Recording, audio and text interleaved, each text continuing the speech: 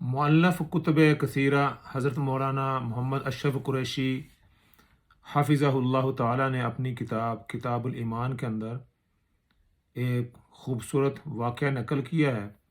اس واقعہ کے اندر ایک شخص کی امانت کا ذکر ہے اور رسالت مآب صلی اللہ علیہ وسلم کے ایک معجزہ کا ذکر ہے۔ واقعہ ایک ہے اور اس میں ایک امانت کا ذکر ہے، ایک شخص کا، اور نبی پاک صلی اللہ علیہ وسلم کی امانت کا ذکر ہے۔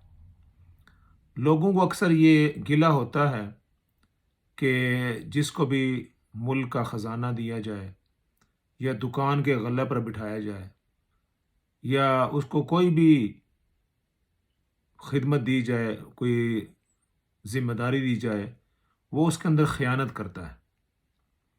ایماندار شخص کا ملنا بہت مشکل ہے۔ امانت کا یہ واقعہ سنیں اور اپنے ایمانوں کو تازہ کریں اور جلا بخشیں۔ حضرت عبداللہ بن مسعود رضی اللہ تعالیٰ عنہ جو ایک مشہور صحابی ہیں، ان کو فقاہت کے اندر بڑا مقام حاصل ہے۔ فقہ حنفی کی جو بنیاد ہے یہ حضرت عبداللہ بن مسعود رضی اللہ عنہ کی فقاہت پر اور آپ کی احادیث پر ہے۔ حضرت عبداللہ بن مسعود رضی اللہ تعالیٰ عنہ بیان کرتے ہیں کہ میں رسول اللہ صلی اللہ علیہ وسلم کی بعثت کے وقت مکہ مکرمہ میں عقبہ بن معیط کی بکریاں چرایا کرتا تھا۔ یہ ایک قبیلہ تھا، ان کی میں بکریاں چرایا کرتا تھا۔ کہتے ہیں کہ ایک دن رسول پاک صلی اللہ علیہ وسلم اور حضرت ابوبکر صدیق رضی اللہ عنہ کفار کے شر سے بچتے ہوئے وہاں سے گزرے جہاں میں بکریاں چرا رہا تھا۔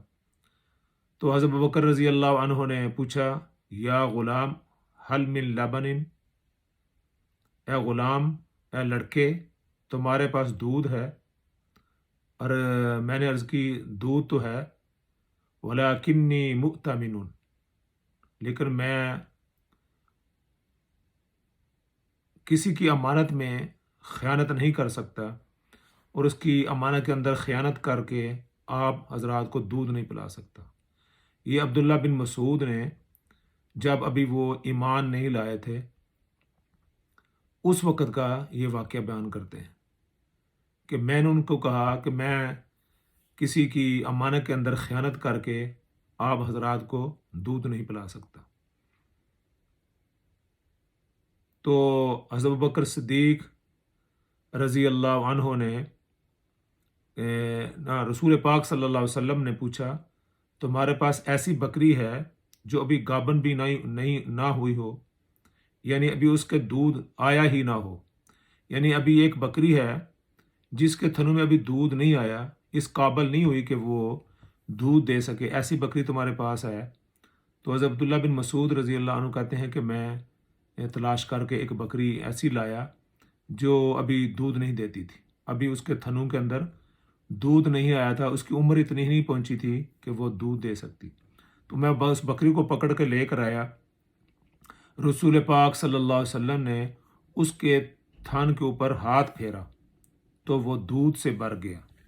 حضرت ابوبکر صدیق رضی اللہ عنہ ایک برتن میں حضرت ابوبکر صدیق رضی اللہ عنہ نے ایک برتن کے اندر دودھ کو دھویا، پھر اس میں سے آپ نے پیا، حضرت ابوبکر صدیق نے پیا، اور کہتے ہیں کہ میں نے بھی جی بھر کے پیا، خوب سیر ہوا اور اپنا پیٹ میں نے بھر لیا۔